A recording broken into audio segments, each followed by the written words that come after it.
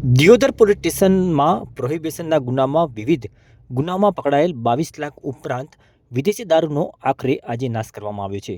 પોલીસની હાજરીમાં લુદ્રા ગામની સીમમાં દારૂ પર આજે જેસીબી મશીન ફેરવી દેવામાં આવ્યું હતું. વાવથરા જિલ્લાના દિયોદર પોલીસ સ્ટેશનમાં વિવિધ પ્રોહિબિશનના ગુનામાં પકડાયેલ વિદેશી દારૂનો લુદ્રા ગામની સીમમાં બુલડોઝર વડે નાશ કરવામાં આવ્યો હતો.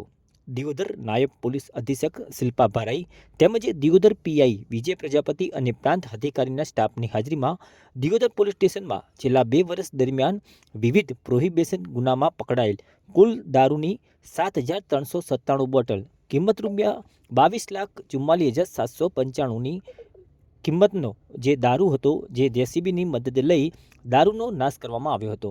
ત્યારે વાવથરા જિલ્લામાં છેલ્લા 2 વર્ષના સમયગાળા દરમિયાન દિયોદર પોલીસે વિવિધ પ્રોહિબિશનના ગુનામાં લાખો રૂપિયાનો વિદેશી દારૂ પોલીસને હાથ લાગ્યો હતો.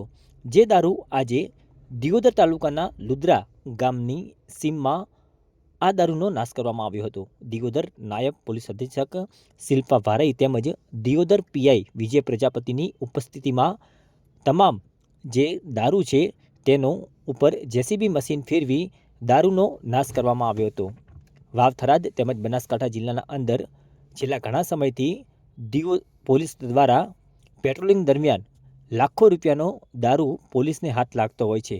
જે તમામ દારૂનો નાશ કરવામાં આવતો હોય છે. ત્યારે આજે દિયોદર પોલીસે દિયોદર પોલીસ સ્ટેશન જે વિસ્તારમાં જે લાખો રૂપિયાનો પોલીસને જે દારૂ હાથ લાગ્યો હતો જે દારૂ હાલ દિયોદર તાલુકાના લુદ્રા ગામની સીમમાં નાશ કરવામાં આવ્યો છે.